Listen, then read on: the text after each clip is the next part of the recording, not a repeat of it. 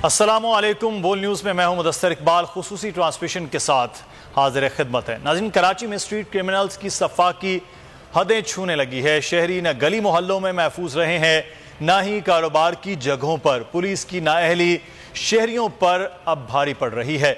लुटेरों ने शहर को बंदूक की नोक पर रख लिया है।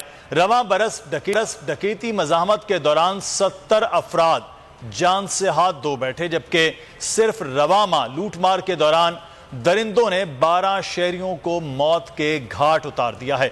रवां साल अब तक 34,000 के करीब शहरी मोटरसाइकिल और 19,000 से ज्यादा शहरी मोबाइल फोन से महरूम कर दिए गए हैं। एक रिपोर्ट शामिल करते हैं और फिर लूट मार के गए और आखिर ये जराइम क्यों बढ़ रहे हैं और फिर पुलिस जो मौक़िफ़ दे रही है उस पर बात होगी। तो ये सूरत हाल है जो कराची में क्राइम है, और कराची के पुलिस चीफ क्या कह रहे हैं कि खुद कराची के जो ताजिर हैं वो अपने दुश्मन हैं, सेंसिटाइज करते हैं चीज़ों को, फिर मीडिया में ले आते हैं, खाम खा का वावेला करते हैं और फिर कहते हैं सरमायाकारी नहीं आ रही है। तो क्या कराची लाहौर के, मुंबई के, न्यूयॉर्क के या इंग्लैंड के मुकाबले में खड़ा करके पुलिस चीफ ये कहें और फिर इस बात तस्लीम भी करें कि रवां माह में वाकई कराची में इजाफा हुआ है क्राइम का, तो फिर हल क्या है? हल की जानिब तो कोई चीज़ पिछली 2 प्रेस कॉन्फ्रेंस के अंदर नहीं बताई गई है। हम इस पर बात करेंगे। हमारे साथ साबिक CPLC चीफ अहमद चनाय साहब मौजूद हैं। अहमद चनाय साहब, बहुत शुक्रिया आपके वक्त का। कुछ वक्त आता है कि चीज़ें कम हो जाती हैं, फिर दोबारा से हम देखते हैं कि ये रेशो बढ़ जाती है। आजकल ये रेशो इस तरह से बढ़ी है, लेकिन पुलिस को तस्लीम करने की बजाय पुलिस कहती है कि ये इस तरह से खुद वावेला और मीडिया पे लाया जाए। इसका मतलब मीडिया पे ना लाया जाए तो क्राइम कम हो सकता है शहर में।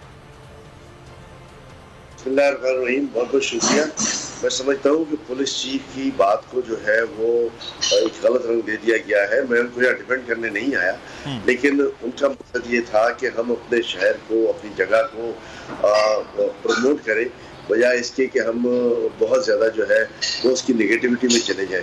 देखिए, कराची में क्राइम अपनी जगह पर है, क्राइम से कोई इनकार नहीं है। मैंने बहुत बार आपके चैनल पे आके कहा है, स्ट्रीट क्राइम के खिलाफ आवाज़ उठाई। खत्म होते हैं वहाँ छोटे क्राइम जो है वो बढ़ जाते हैं, और एग्जैक्टली यही हुआ है कि छोटे क्राइम जो स्ट्रीट क्राइम के ज़माने में आते हैं वो बढ़ गए हैं।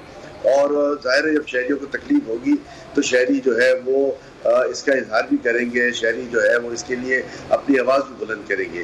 तो यहाँ शहरियों ने, बिलखुसूस कारोबारी इदारों के लोगों ने जब अपनी आवाज़ बुलंद की, तो मैं समझता हूँ कि पुलिस की तरफ से जो है वो एक अच्छा पॉजिटिव स्टेटमेंट आना चाहिए था कि जिसमें हम ये कहते हैं कि इस जराइम को कंट्रोल करने के लिए हम फला इक़दाम कर रहे हैं। और हकीकत भी यही है कि देखिए, कराची का क्राइम अगर आप देखें तो लाहौर, इस्लामाबाद और दूसरी जगहों से as compare to number of population जो है वो काफ़ी कम है। लेकिन इसका मतलब ये नहीं है कि ये क्राइम जो है ये हो रहे हैं तो उसको रोकने के लिए कोई काम या कोई इक़दाम नहीं करने चाहिए। बिल्कुल करने चाहिए। जितना मुमकिन हो सके हमें शहरियों को फैसिलिटेट करना चाहिए। कराची वो शहर है कि जहाँ ना चाहते हुए भी इन्वेस्टमेंट आता है, आ रहा है और इंशाल्लाह आता रहेगा। इसलिए कि कराची की जो अपनी स्ट्रैटेजिक लोकेशन है, जिसमें कराची का पोर्ट शामिल है, कराची का एयरपोर्ट शामिल है, कराची के दूसरे एक्सेसेस शामिल है, इसके बाद कराची में मैं समझता हूँ कि इन्वेस्टमेंट ना आने की कोई वजह नहीं है। हाँ, कराची के शहरी हमेशा इस बात के मुतवल्ली है कि हमें बेहतर तरीके से फैसिलिटेट किया जाए, जिसमें लॉ एंड ऑर्डर की सिचुएशन जो है वो बेहतरीन से बेहतरीन हो, जैसे मेट्रोपॉलिटन सिटी में होती है, और उसका किरदार है। इसी पे शहरी जो है वो जरूर अपनी राय का इजहार कर रहे हैं, गवर्नमेंट को प्रोटेस्ट भी कर रहे हैं, और वेरी राइटली सो कि ये प्रोटेस्ट जो है वो चलना चाहिए जब तक शहर की अमन व अमान की सूरत हाल जो है वो बेहतरीन तरीके से काबू में नहीं आ जाती। अच्छा, लेकिन अहमद चनाय साहब, क्राइम का जिस तरह से हमने पुलिस में देखा कि ऐसी कोई चीज़ आप, मेरे इल्म में नहीं है, हम भी पढ़ रहे होते हैं अखबार, आप ज़्यादा थोड़ा बेहतर तौर पर चीज़ों को देख भी रहे होते हैं कि पिछले 2 साल में ऐसी कोई चीज़ नहीं बनाएगी। हाँ, 2 बार पुलिस फोर्सेस के ऐलान किए गए, मुख्तलिफ फोर्सेस बनेंगी, मोटरसाइकिल फोर्स बन जाएगी, ये स्ट्रीट क्राइम को काबू किया जाएगा। पुलिस अपने ताईं, गवर्नमेंट अपने ताईं तो ऐसा कोई काम नहीं हुआ कि कराची में वो एक जो सिटीजन पुलिस था वो भी चीज़ों को ख़त्म कर दिया गया, और उसके बाद कोई ऐसी चीज़ बनाई भी नहीं गई कि इलाके के SHO हों, वहाँ के गश्त टीमें हों, वहाँ के खोजी हों, उनको एक्टिव हमने तो ऐसी चीज़ भी नहीं देखी। जब पुलिस ये खुद भी कुछ नहीं कर पा रही है तो फिर ये छोटा क्राइम तो फिर मजीद बढ़ेगा ना। देखिए, मैं आपको एक बात बताऊं, कराची में इस वक्त तकरीबन 35,000 के करीब पुलिस की फोर्स है और मैं आज ये आपके दावे से इस बात को चैनल पे बैठ के कह रहा हूँ कि अगर ये 1 लाख की भी पुलिस फोर्स हो जाए और इसी तरह की पुलिसिंग होती रहे तो हम कोई इसका मकसद हासिल नहीं कर पाएंगे। सिर्फ और सिर्फ जब तक कराची को ई सिटी ना बनाया जाए, कराची को डिजिटलाइज ना किया जाए, मैं समझता हूँ कि हमारा ये मसाइल का हल नहीं है। देखिए, इस बात को समझने की जरूरत है कि 2.5 करोड़ की आबादी और 4,500 स्क्वायर किलोमीटर का एरिया इस फोर्स के साथ जो है वो मैनेज नहीं हो सकता जब तक ई पुलिसिंग प्रोजेक्ट को जो है वो हम काबिल अमल नहीं लाएंगे और क्राइम होते हुए उसको रोकने की कोशिश नहीं करेंगे। और क्राइम होते हुए रोकने की कोशिश करेंगे तो इसमें ये डिटरेंट पैदा होगा और लोग खौफजदा होंगे क्राइम करते हुए। इसके बाद सबसे बड़ी बात यह है कि हमारे पास जो क्रिमिनल जस्टिस सिस्टम है उसमें मुझे ये बताएं कि आज तक किसी स्ट्रीट क्रिमिनल को कोई काबिल जिक्र सजा हुई है? नहीं हुई। और ये नहीं हुई इससे जो है वो क्रिमिनल्स एक एडवांटेज लेते हैं कि 2, 4, 6 महीनों में अदब सबूत की बिना पर जो है वो बाहर आ जाते हैं और बार बार ये वारदातें करते हैं। ये वारदातें जो है वो इस तरह न खत्म नहीं हो सकती जब तक आप इसका डिटरेंट ना दें। और डिटरेंट के लिए जो है वो ई पुलिसिंग का प्रोजेक्ट कराची में लाजमी तौर पर फौरी तौर पर नाफिज अमल होना चाहिए। ये जो आप 2 साल की बात कर रहे हैं कि कोई काबिल जिक्र फोर्स में एडिशन नहीं हुआ, एक आध जो है वो मोटरसाइकिल फोर्स और शाहीन फोर्स और फला फोर्स बना दी गई, मैं समझता हूँ कि ये एक इलाके के लिए तो ठीक है, लेकिन 4,500 स्क्वायर किलोमीटर के एरिया को किस तरह आप मैनेज करेंगे? कराची के 108 थाने जो है उनकी तो आप जिम्मेदारी नहीं देते। आप कहते हैं स्पेशल यूनिट बना दे, ABCC बनाया, ACLC बनाया। ये 250, 300, 400 लोगों के फोर्स पे मुश्तमिल जो है वो क्या 2.5 करोड़ की आवाम को जो है वो मैनेज कर लेंगे? नहीं कर सकते। इसकी जिम्मेदारी जब तक थाना लेवल पे नहीं डाली जाएगी कि 108 थाने और 4-6 चौकियां, अगर इसको जो है वो जब तक हम पाल नहीं करेंगे उनकी रिस्पॉन्सिबिलिटी नहीं होगी। मैं आज आपको दावे के साथ कहता हूँ कहाँ से वारदातें करने आते हैं और कहाँ वारदात करते हैं। जो थानों की आप बात कर रहे हैं, थाने के SHO और थाने के अंदर तो सर क्रिमिनल रिकॉर्ड के लोगों का पूरी एक चीज़ होती है, जुए के अड्डे कहाँ चल रहे हैं, मनशियात फरोश कहाँ चल रहे हैं, कौन यहाँ ताकतवर है जो बाकायदा असले सप्लाई करता है स्ट्रीट क्रिमिनल्स को। ये तमाम तर चीज़ें तो पुलिस के पास होती हैं, पुलिस को इलाके के हवाले से मालूम होता है। तो उसके बावजूद अगर SHO नहीं कर रहा तो फिर तो सबसे पहले SHO को पकड़ना चाहिए कि उसको अपने इलाके के अंदर ही नहीं पता। मैं इसी बात की तरफ आ रहा था कि जब थाने को भी पता है, उसके पास सारा रिकॉर्ड मौजूद है, तो आप इसकी जिम्मेदारी स्पेशल यूनिट्स को क्यों डालते हैं? हर थाने का अपना स्पेशल इन्वेस्टिगेशन यूनिट होना चाहिए जो इस किस्म के स्ट्रीट क्राइम को देखे और उसकी रिपोर्ट करे। ये थाने की दस्तरस से बाहर नहीं होते क्रिमिनल्स, मैं आपको बड़े दावे के साथ फिर कहता हूँ।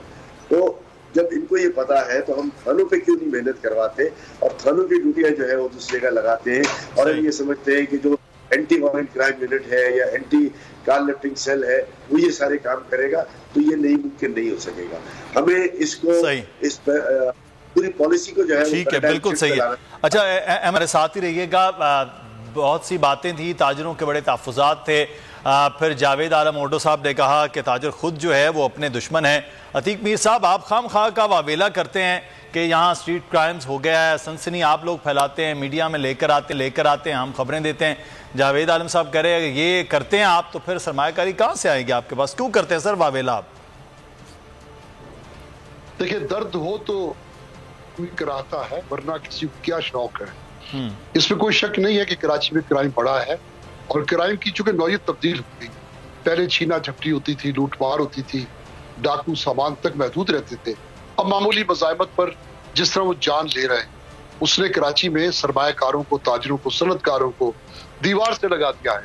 एक तहफ़्फ़ुज़, एक खौफ है।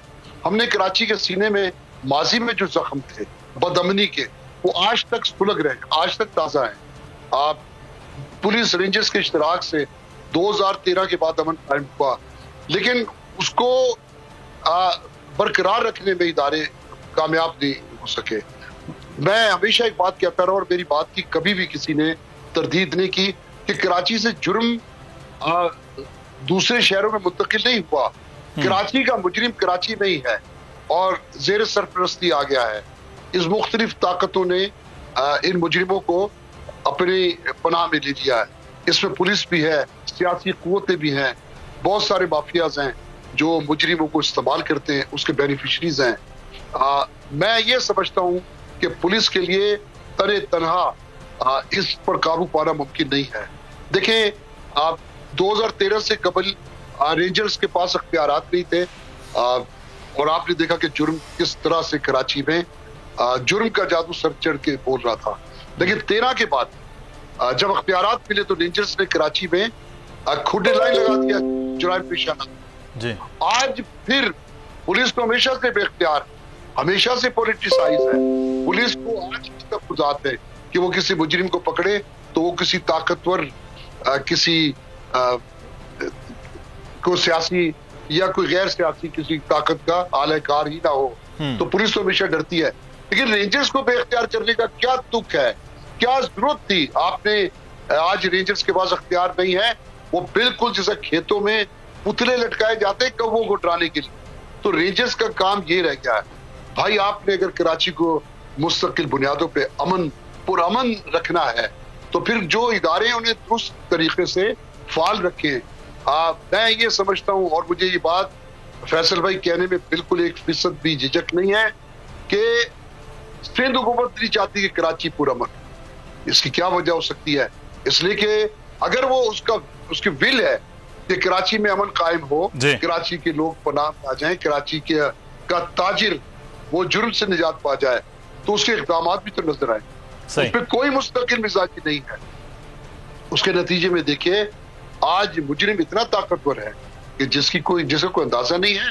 कराची वाहिद शहर है पाकिस्तान का जब सबसे ज्यादा इन्फ्लुएंस है गैर मुल्की एजेंसियों का, और हमेशा से था, आज भी है, आइंदा भी रहेगा, क्योंकि ये मुआशी शहरक है। इसको काटना ये हमारे मुल्क के दुश्मनों की पहली तरजीह है।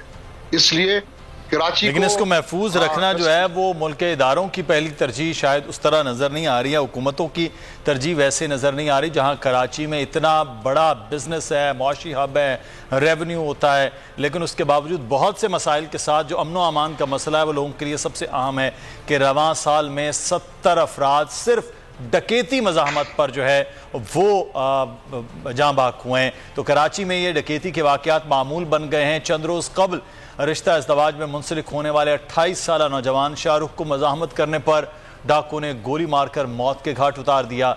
हमारे नुमाइंदे मुस्तफ़ा भुट्टो इस वक्त हमारे साथ मौजूद हैं, उससे तफसीलात मज़ीद लेते हैं। जी मुस्तफ़ा, आगाह कीजिएगा, ये क्या वाक़या हुआ था, क्या मामलात हैं? के वाक़यात में रोज़ बरोज़ जो है इजाफ़ा देखा जा रहा है।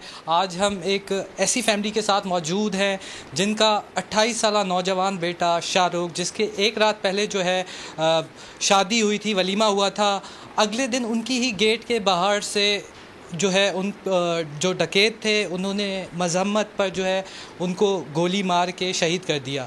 सर जी बताइएगा कि ये बहुत ही अफसोसनाक वाक़या था।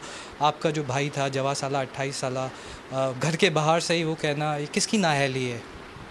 सर ये नाअहली तो हमारी सीधी सबसे पहले तो हुकूमत की है, फिर उसके बाद पुलिस की है, फिर कोर्ट की भी है। डकैत हैं, ये जो बंदा हमारा जो ये जिसे किया ये 10 दफ़ा पहले जेल जा चुका है। जो मेरा बंदा था उसको अगर आप छोड़ के बाकी देखेंगे तो तकरीबन 99% आपको क्राइम के अंदर बताते हैं पुलिस वाले या उनके बेटे, क्योंकि उनके पास कार्ड होता है, उनको कहीं भी निकलते हैं, उनके पास पिस्टल होती है, जहाँ मौका लगता है बंदा लूटा निकल गया, उनको कोई रोक टोक नहीं है। कोई रोकता है पुलिस वाला, बोलते हैं हम पुलिस वाले हैं, उसके बेटे हैं, फलां हैं, ढिमके हैं, और यही काम से।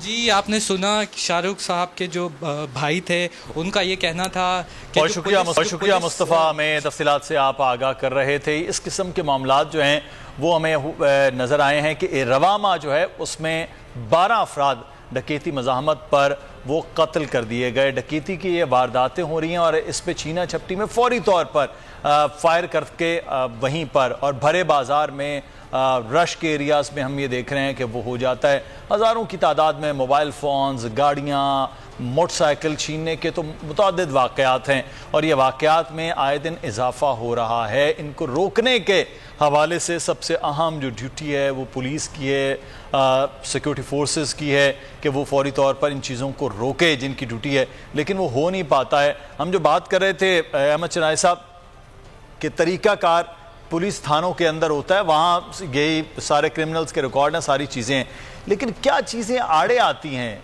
क्या ऐसे मामलात हैं कि उन लोगों को पकड़ा नहीं जा रहा होता, उनकी रेकी नहीं हो रही होती। जो अभी बात की मीर साहब ने वो बड़ी हैरानकुन है कि वो सरपरस्ती में आ जाते हैं।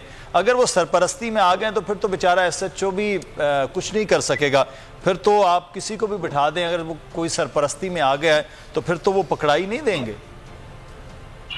देखिए, मैं मीर साहब की बात से इनकार नहीं करता, वो एक पार्ट है और जो है वो मैं समझता हूँ एक हिस्सा है क्राइम्स के बढ़ने का।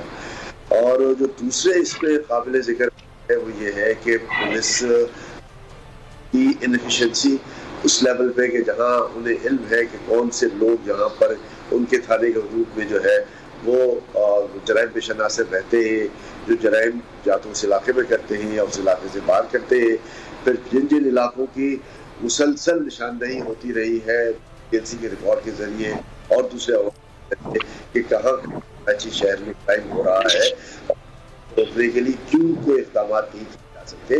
तो ये नाअहली, इनएफिशिएंसी और उसमें बिल करना होना भी शामिल है। हमें थाने को इल्जाम देना चाहिए बजाय इसके कि हम पूरे जो है वो माशरे को गलत कर देते हैं। मेरा ख्याल ऐसा नहीं होना चाहिए।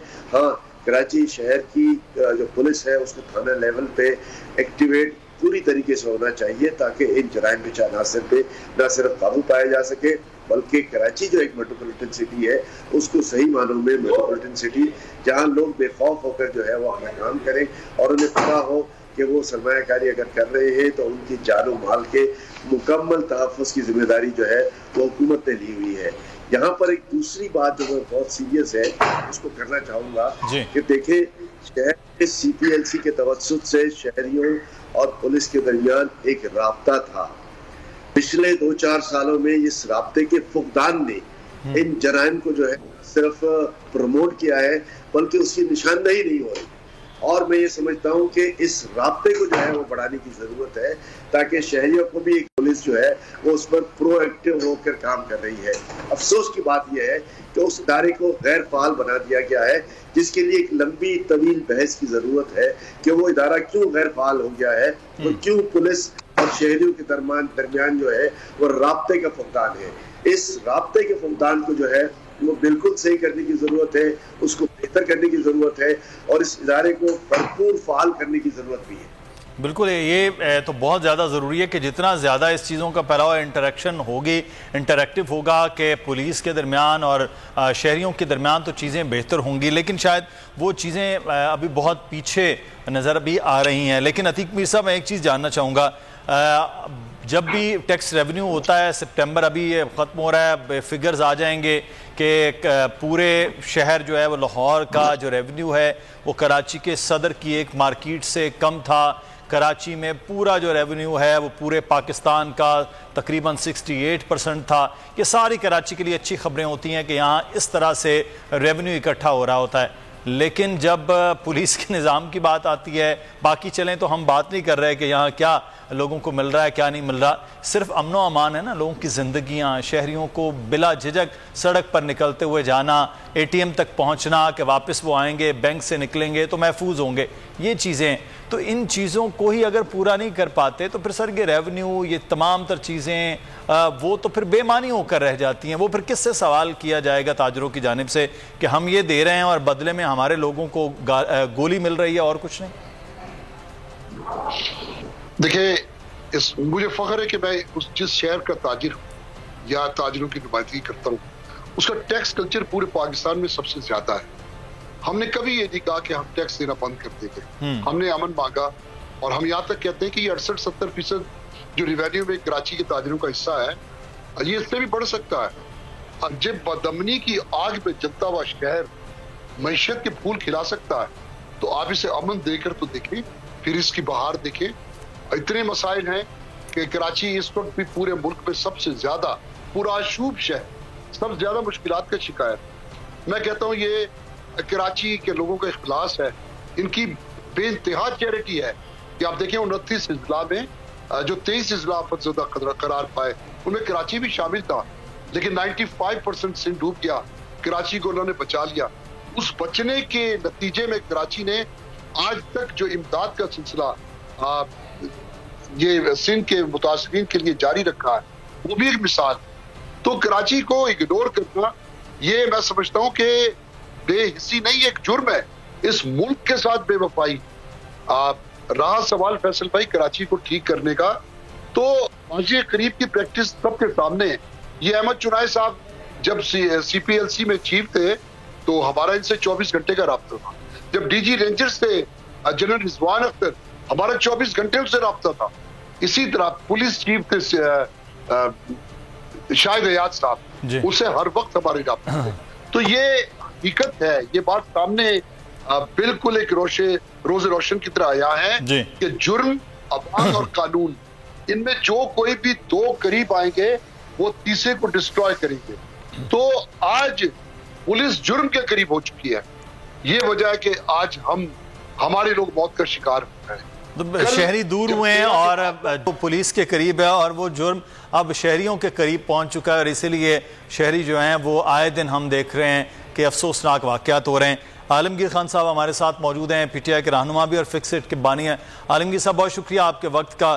कराची की जब भी बात होती है ऐसा लगता है कि बहुत एक बड़ा शहर है, बड़ा मुआशी हब है, लेकिन जब कराची के बारे में खबर आती है तो ऐसा लगता है कि खुदा खैर करे कि आज फिर किसी डकैती मज़ाहमत पर कोई लुट गया है या किसी की जान चली गई नौजवान की। और पुलिस चीफ कहते हैं कि कराची वाले ताजिर जो हैं, कराची वाले वो अपने दुश्मन हैं कि वावेला करते हैं, मीडिया तक चीज़ें ले आते हैं। कैसे ठीक किया जाए? मीडिया पे खबरें बंद कर दी जाएं या कराची वाले बोलना बंद कर दें, रोना बंद कर दें? कैसे होगा ठीक?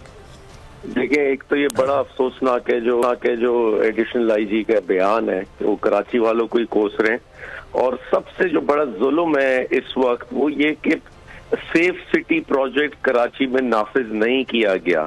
2016 से ये कागज पे चला आ रहा है। जो कैमराज इंस्टॉल करने थे, CCTV जगह जगह अहम शाहराहों पर, और उसकी मॉनिटरिंग होनी थी, वो की नहीं जाती। कोई वारदात होती है, शहरियों को मकामी कोई बैंक्स के कैमरा से CCTV लेनी होती है, वहां पे किसी प्राइवेट कैमरा से CCTV लेनी होती। सरकारी कुछ है ही नहीं इसके लिए। इस्लामाबाद में सेफ सिटी आ चुका है, लाहौर में आ चुका है, मुल्तान में आ चुका है, लेकिन कराची जो मेट्रोपॉलिटन सिटी वो अभी तक इसके लिए रो रही है।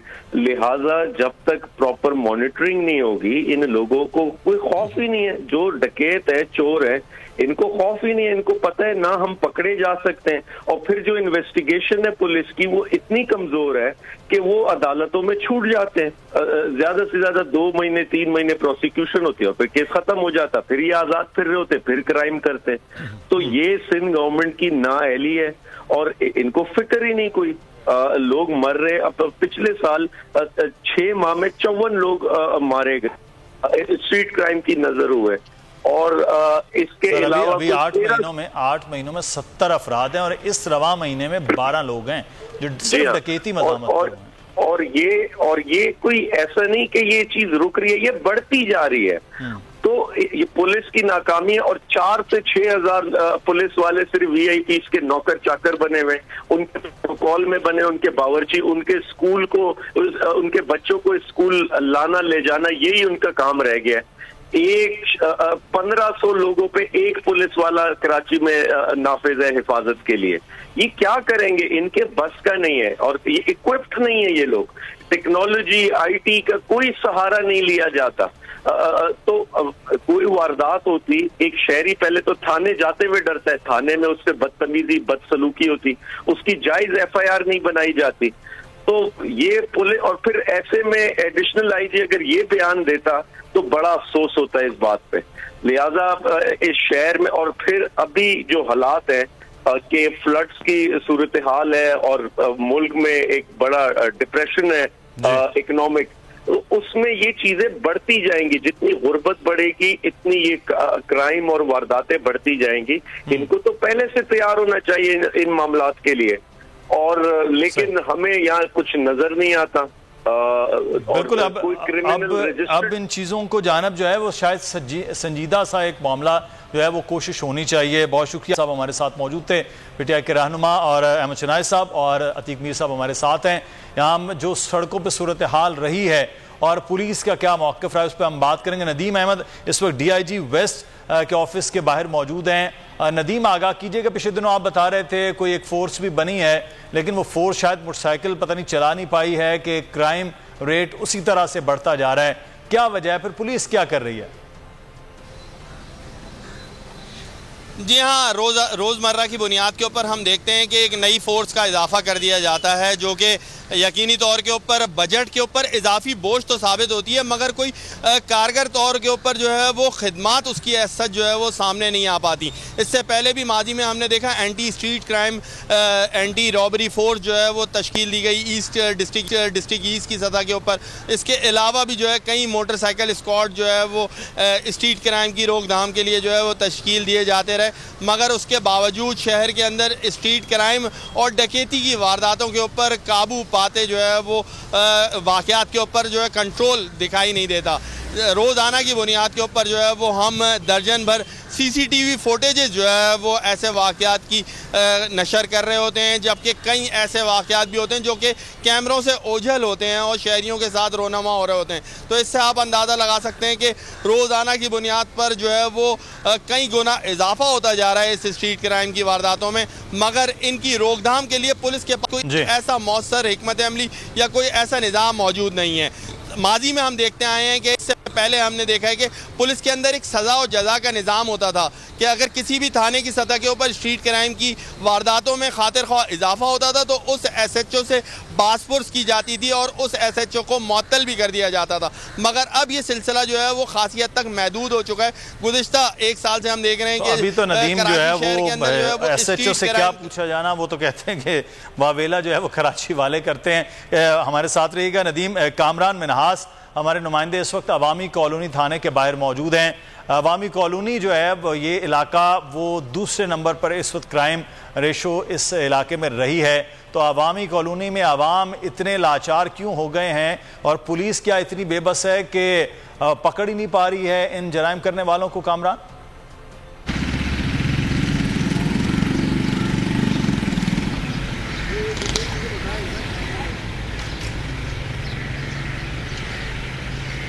जी कामरान आप सुन सकते हैं? जी कामरान ये जानना चाह रहे हैं कि अवामी कॉलोनी में जी देखिए मैं आपको बताऊं जी कि कराची शहर की जो सूरत हाल है, मजमूई तौर पर कराची के शहरी जो है वो बेबसी की तस्वीर नज़र आ रहे हैं और कराची में जो कराची पुलिस के अफसरान के दावे वो धरे के धरे और नाकाम होते हुए नज़र आ रहे हैं। कराची पुलिस जो है मुकम्मल तौर पर नाकाम नज़र आ रही है। शहरी जो है इस वक्त भी जो है डाकुओं के रहमो करम पर है। अगर आज ही बात की जाए तो आज ही कराची शहर में जो है मुतअद्दिद वारदातें हो चुकी हैं, रहसनी की, डकैती की, चोरी की और मुतअद्दिद जो है गाड़ियाँ चोरी और छीनी जा चुकी है। लेकिन कराची पुलिस जो है दावे कर रही है, हकीकत जो ग्राउंड पर अगर देखें कराची में जो शहरी हैं वो डाकू से मज़ामत करते हुए नज़र आ रहे हैं और वो मज़ामत करते हैं, उसमें उनका अपना भी नुकसान होता है और उसके बाद बाज़ औक़ात वो डाकुओं को पकड़ने में भी कामयाब हो जाते हैं और उसके बाद पुलिस उनको गिरफ्तार करने के बाद दावा ये करती है कि उनको पुलिस ने गिरफ्तार किया है। कराची की अगर मजमूई सूरत हाल की बात की जाए तो इस साल के अंदर जो है 60,000 से ज़्यादा वारदातें कराची शहर में क्राइम की रिपोर्ट हो चुकी हैं। उसके अलावा इन गुज़श्ता दिनों की 15-20 दिन की बात की जाए तो 12 अफराद जो है कराची की शहर की सड़कों पर जो है शहरियों को खून में नहलाया गया है। उसके अलावा अनगिनत गाड़ियाँ जो है छीनी जा चुकी हैं। इस वक्त मैं अवामी कॉलोनी थाने के बाहर खड़ा हुआ हूँ। अगर बात की जाए क्राइम रेशो की पिछले माह की तो सबसे ज़्यादा जो मोबाइल छीनने की वारदातें हुई थी वो कुरंगी इंडस्ट्रियल एरिया थाने में हुई थी, जहाँ 151 मोबाइल छीने गए थे और अवामी कॉलोनी सेकंड नंबर पे था जहाँ पर 133 मोबाइल छीने गए थे। तो मजमूई तौर पर सूरत हाल जो है कराची शहर की बहुत ज्यादा खराब है, बहुत ज्यादा सूरत हाल खराब है, पुलिस बेबस और लाचार है, शायद पुलिस कुछ कर नहीं पा रही। मैं अहमद शनाई साहब एक चीज़ यहाँ पे आपको जानना चाहूँगा, दुनिया की पुलिस कहाँ पहुँच गई है? सर्वेलेंस का मामला है, फिर ऑपरेशन है, फिर उसके बाद इन्वेस्टिगेशन है, फिर प्रोसिक्यूशन है। हमारे चारों मरहले कहीं ना कहीं नज़र ही नहीं आ रहे होते हैं। सारा फोकस है कि जी CCTV मिल गई, उसके बाद कुछ हो नहीं पाता। क्या वजह है कि हम अपनी इस्तेदाद कार नहीं बढ़ा पाए? देखिए, अब ठीक है, कैपेसिटी बिल्डिंग का फुकदान है कि थानों को जदीद सवाल पर ट्रेनिंग भी हो और एक बिल भी नजर आनी चाहिए। देखिए, जब तक ये बिल नजर नहीं आएगी, एक प्रोएक्टिव रोल पुलिस की तरफ से नजर नहीं आएगा, आप जितनी भी फैसिलिटेशन कर दें ये सारी बेकार है। और अभी जो बात हो रही थी, मैं इस बात के एग्री करता हूँ कि 35,000 की पुलिस तफरी में सिर्फ मैं बड़े मुताद अंदाजे से कह रहा हूँ कि 7-8 हज़ार की नफरी वो है जो कराची के 108 पुलिस थानों में है। बाकी आप नफरी देखें तो या तो एडमिनिस्ट्रेटिव ड्यूटी में है, या प्रोटोकॉल ड्यूटीज पर नजर आती है, या ट्रैफिक में नजर आती है, या दूसरे दफ्तरी उमूर में नजर आती है। तो ये 7-8 हज़ार लोग कराची के 108 थाने में किस तरह लॉ एंड ऑर्डर को मेंटेन कर सकेंगे, इसका जो है वो हमें अकाउंटेबिलिटी चाहिए। कि इस अकाउंटेबिलिटी में हमें ये पता होना चाहिए कि इतनी पुलिस फोर्स इस इलाके को मैन कर रही है, और क्या ह्यूमनली पॉसिबल है कि ये 7-8 हज़ार लोग जो है वो 2.5 करोड़ की आवाम को जो है वो तहफ़्फ़ुज़ दे सकेंगे या नहीं। ये बड़ा इंपॉर्टेंट है कि सिर्फ 7-8 हज़ार ना, वैसे तो 35,000 का फिक्र, लेकिन 7-8 हज़ार सिर्फ थानों में मौजूद है जिनका असल काम है वो कैसे कर पाएंगे। अतीक मीर साहब, क्या हाल है कि अब क्या ताजिर क्या करें? उम्मीद लगा के बैठे कि दोबारा से कुछ होगा, ऑपरेशन होगा और हालात बेहतर हो जाएंगे, और तो कुछ नहीं नजर आ रहा।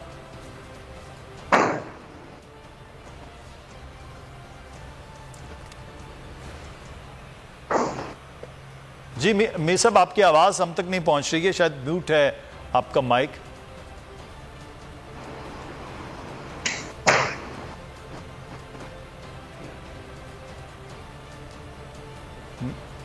मीर साहब की आवाज़ जो है वो हम तक वो नहीं पहुंच पा रही है, लेकिन बहरहाल अब पुलिस का है और हुकूमत का जो काम है वो किस तरह से करना है वो उनको देखना है। लेकिन जिस तरह 30-35 हज़ार की फोर्सेज हैं, और अहमद चुनाई साहब ने बड़े, उन्होंने कहा मैं मोहतात अंदाजे के मुताबिक ये कह रहा हूँ कि 7 हज़ार के हवाले से। जी मीर साहब, जी क्विकली सर, फिर मुझे क्लोजिंग करना है। मीर साहब, फैसल भाई, जो पिछले 3 दिहाइयों से देख रहा हूँ कि मुख्तलिफ अदवार में अमन और बदअमनी की जो लहर कराची में आई, वो इससे ज्यादा शदीद तर थी, इससे ज्यादा बदतर हालात थे।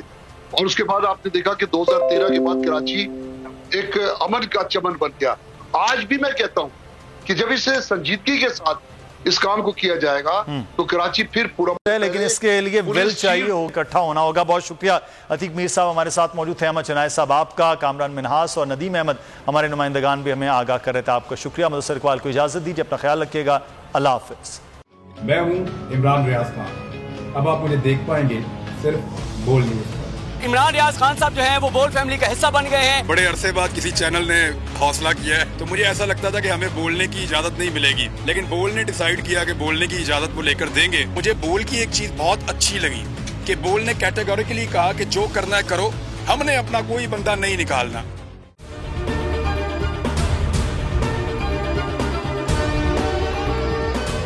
सबसे ज्यादा व्यूज, सबसे ज्यादा रील्स और सबसे ज्यादा रेटिंग के साथ बोल अब भी नंबर 1 पोजीशन पर बरकरार। सब्सक्राइब करें और बेल दबाएं ताकि कोई खबर रह न जाए।